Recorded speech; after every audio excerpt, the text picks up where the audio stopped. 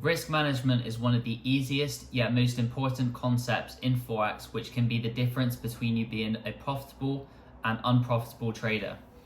In this video, I'm going to be going through the full A to C of risk management and everything you guys need to know. I'm going to be taking you through the exact mechanical systems which I personally use in my trading plan as well. So if any of that sounds interesting to you guys, make sure to like and subscribe for more content like this, and let's get right into the video. Alright guys, so here we are, full guide to risk management and how you can use it to better your trading and why it is almost a necessity to use it in your trading as well. And I've also included the subheading that this is the easiest way to become profitable. And you may think, well, how can that be the case? Everybody's doing risk management. This is basically just because risk management is a very overlooked concept, and it's within your control. It's something that you can do. You can risk 1% of your account. You can control how many trades that you take, whereas, for example, you cannot control what percentage return you're going to make each and every month. So when it comes to profitability in trading, it is entirely within your control, and risk management plays a massive role in this, because you can simply implement a mechanical system which you have to stick to, and you know that if you do stick to that, you will become profitable according to your back-tested edge. So the first concept within the risk management heading is, how do we go about risking a fixed amount per trade? So first of all, what we want to do when designing our risk management plan, which is going to be a subsection of our overall trading plan, we want to decide on a set percentage risk of our account which we are comfortable losing every trade. So for example, for myself, this would be 1% of my account. So let's say I'm trading a £10,000 account. I'm risking £100 per trade, and this always stays the same. So this is a very important point as well that I want to emphasize. You shouldn't be changing the risk depending on how confident or unconfident you feel in a particular setup. So if, for example, I see a gold buy and I'm very confident in the setup, I think it's going to go up, that doesn't mean I double down on the risk or 10x the risk or whatever. I'm still keeping the risk exactly the same, because what you've got to realize is that your emotions when it comes to how confident you feel in a trade have no correlation with the possible outcome of that trade. So what I mean by that is, you can feel very confident in a trade, but it may still lose. And you could feel very unconfident in a trade, and that trade could also equally lose or win. And how we want to be thinking about this is in terms of the probability. So no matter how you feel about a particular setup, let's say we have a 40% win rate. We know that the probability of this trade hitting a take profit is 0.4 or 40%, and the probability of it losing is 60%. This will stay the same no matter if we're very confident or very unconfident in the position, which is why we keep the risk the same. This is also something that comes into play, for example, when we're on a winning streak or a losing streak. And basically, if we are on a winning streak or on a losing streak, the probability of the next trade being a win or a loss stays the same. If our win rate is 40%, again, this is a 40% probability of a win. Which means that even if we have, say, 10 wins in a row, we don't want to double our risk just because we've had those previous wins, because this next trade still has a 60% chance of losing regardless of the previous outcomes. And similarly, if we are on a losing streak, we don't want to say half the risk, because this puts us at a slight disadvantage statistically speaking, because, for example, if we have 5 trades losing for 1% each, so now we're down minus 5%. If we then half the risk, we have to basically make 10R to get back to break even, Whereas if we keep the risk the same, we only need to make 5R, and we know from our back tested system that this, it happens sometimes, it's okay, and we just have to keep trading the same edge in the same system that we were beforehand. So what I want to show you guys now, for anybody that's unfamiliar with this concept of set risk per account or per trade, I want to go exactly through how you would go about risking 1% of your account and how to calculate the correct lot sizes and things like that. So I get a lot of questions as well about what lot size should you use for a particular trade. And to me, this is a bit of a stupid question because the lot size per trade is going to depend on the stop loss size, your account size, the pair you're trading. So there's not really a concrete answer to that. So what I'm going to be doing now is giving you guys a mechanical system that you can follow by yourself in order to calculate the correct lot size, in order to keep the risk the same. So whether it be 1%, 2%, whatever you guys are risking, this is exactly how we go about risking 1% of our account. So using a live example, let's say we want to, buy gold here, and we have stop loss there. We're targeting the high. Obviously, this is not something I would enter. This is just for an example. So the first step to calculate the correct lot size is to draw the position tool onto TradingView of the trade that you're about to take. And then what we do is we hover over the position tool and we go down to the stop loss just down here where it says 980. And what we want to see is what is the SL size of this trade. So in this case, it's 98 pips. So what we're going to do with this is simply go over to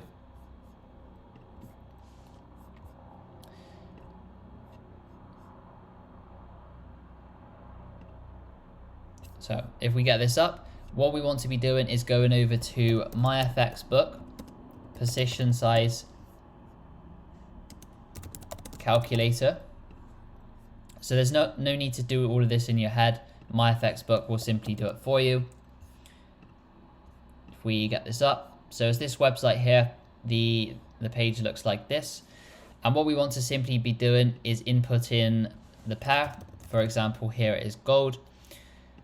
Let's use the example of a £10,000 account. So account size 10,000, risk ratio. This is where you input the percentage risk. So in this case, we're going to do 1% risk. Stop loss, if we go back to TradingView, was, as we can see, 98 pips. So with gold, it's important to divide by 10. This is not 980 pips, it's 98 pips. So we input the 98 just there. Trade size, we keep this the same as it is currently reading. And what we get then is the lot size that we want to use in order to risk 1% of our account. As we can see, this tells us that if the trade loses, we will lose £100, which is 1%. And this is the lot size that we want to be using for that risk. And very simply, this is all you do every time you want to open a trade. Choose the pair, whatever pair you are trading, account size, risk, and stop loss size.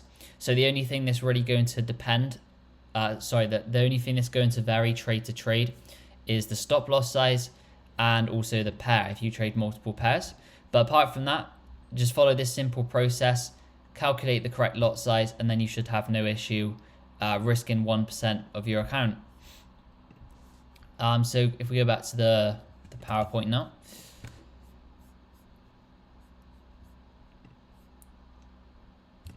So the next thing that I want to talk about is the trade frequency and the limits that you impose on this frequency. So how many trades are you taking per day? What is the maximum number you want to take per day? And similarly, what is the maximum amount you want to take per week, per month, for example? So what I've recommended here is that in one day, you don't take more than one position. So let's say we're in a position on gold. If that trade then loses, we lose 1%, and we simply stop looking at the charts for the rest of that day. We don't impulsively re-enter because we, have a big ego and we think the trade is going to win because we always win and things like this. We just want to simply forget about it, come back the next day, and then reanalyze and go again based on your system. And what I basically want to say with this is that, you could say you're comfortable with taking, 5 trades, 10 trades per day. But if those trades all lose and you've lost 1% on all of them, you've lost 10% in that one day. So if you were on a prop firm account, that would have blown the prop firm account, and losing 10% in a day is not attractive to any investors, and it's just simply bad risk management, which is what we are at the end of the day. We are just risk managers. We are controlling the controllable, which is the risk, and letting the uncontrollable outcomes play out. So I also want to speak about this a little bit. So in the modern day, first of all, trading used to be a game of who can make the biggest return, right? So in the past, it was who can turn 10K to 100K, 100K to a million in order to make a lot of money from trading. But right now, with the opportunity of prop firms, trading is not a game anymore of who can make the biggest return. It is a game of who can make, consistent 1 to 2% per month on the biggest account. So that is to say, it is a game of capital and who has the most capital. This need not be your own capital. Like I said, we have prop firms for that, which is just fake demo money that we make real money on. So yeah, to do this, we only need, if you think about it like this is what really helped my trading and caused a massive mindset shift. So you want to start adopting the mindset that we only need one or two good trades in the entire month. So for myself, for example, if a trade hits take profit, that's 3% on my account. If 2 trades hit take profit that month, that's 6%.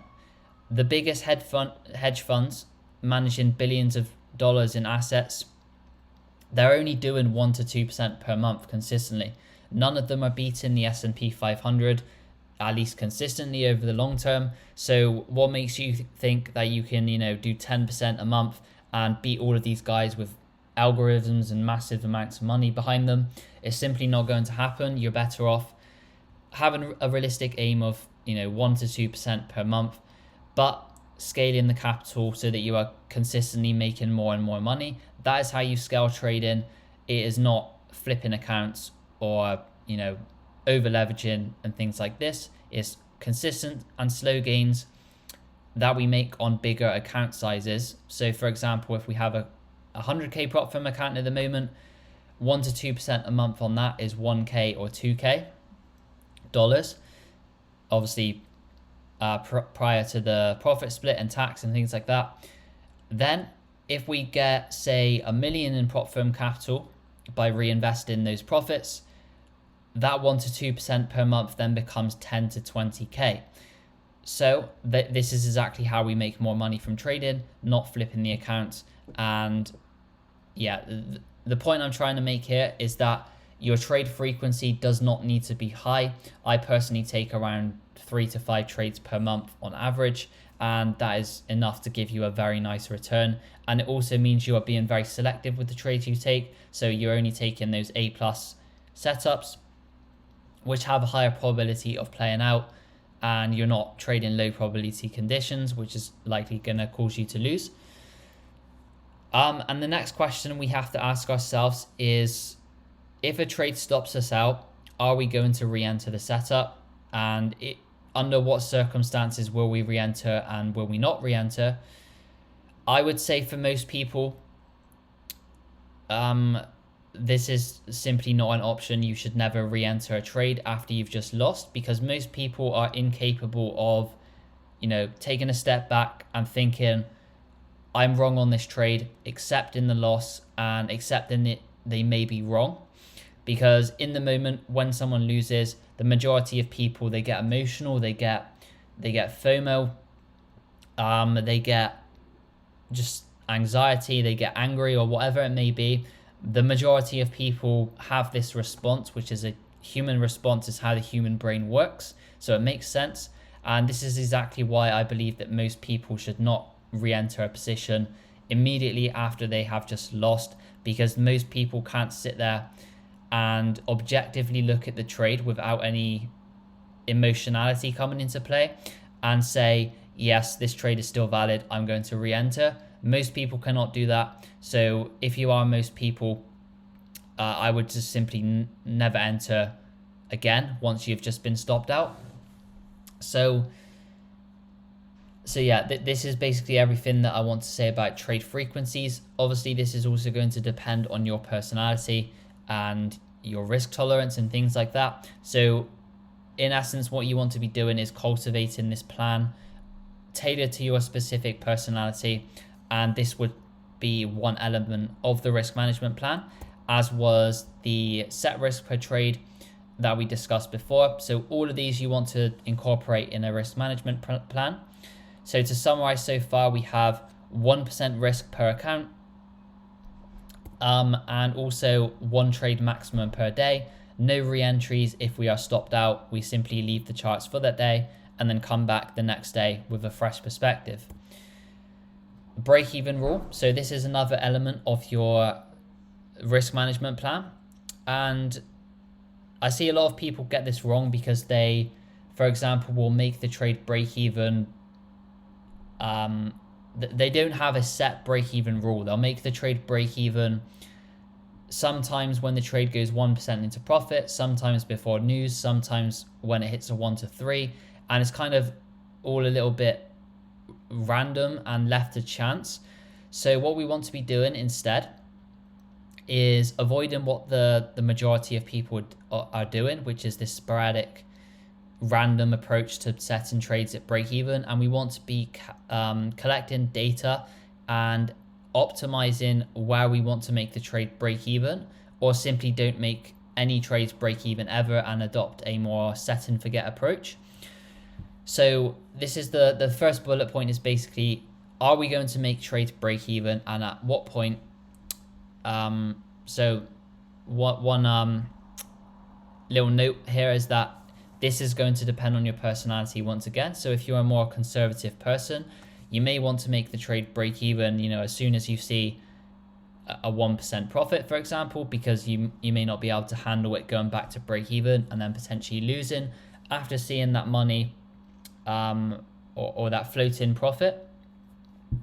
But like I said before, this shouldn't be based on a subjective emotional thought process. It should be based on some clear data and quantitative findings that you have from your back testing. So what we can do, for example, is, let's say we're back testing GBPUSD and we want to decide what is the optimal point to make this trade break even. What we want to do, we want to back test the same session multiple different times using different rules. For example, no break even, or we make it break even when the trade hits a 1-to-1, or we make it break even at the next high/low.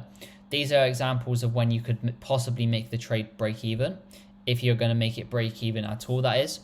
But simply what you want to be doing is back testing this in, like we have here, multiple different scenarios. No break even at a 1-to-1 or at the next low to high. You can obviously also experiment with your own different rules around this. Basically just find which one of these produced the most profit in historical data. But you also want to weigh up as well, not just the one which produced the most profit, but the one that is most consistent and doesn't see it sees the lowest amount of drawdown and consecutive losses, because you obviously want to minimize this for the sake of your psychology. A system that produces 100% per year, but can have, say, 50 losses in a row is not something you want to be adopting, even though the returns sound very enticing. What you want more of is, consistent results, minimal drawdown, and so if we're going to formalize this, actually, we want to be saying that you want the biggest ratio of profit to drawdown that you can possibly get. And the way we do this is by optimizing the system through backtesting and deciding what is the best point to make the trade break even.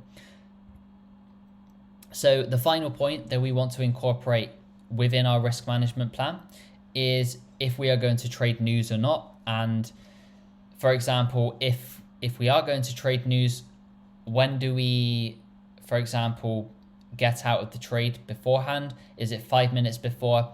Is it, 1 minute before? Whatever it may be. So what I'm personally doing is I would avoid all red folder news events, obviously, unless your strategy is a news trading strategy. But for the majority of people watching this, I would just completely avoid all red folder news events and don't trade the release. If you are going to trade the news, wait until after the news event comes out so that you can see the economic data that was just released and also how the market reacts to it. From experience, this is also what I found to be best if you want to capitalize on those news moves anyway. You don't want to be catching the initial impulse. You want to be waiting and observing what happens, seeing where the liquidity is, seeing who's being taken out of the market by the news, and therefore where price is likely to head next. So also, you want to also probably avoid trading in the run up to these news events, because typically before the event, price will just consolidate in a range, and this is low probability conditions to be traded in.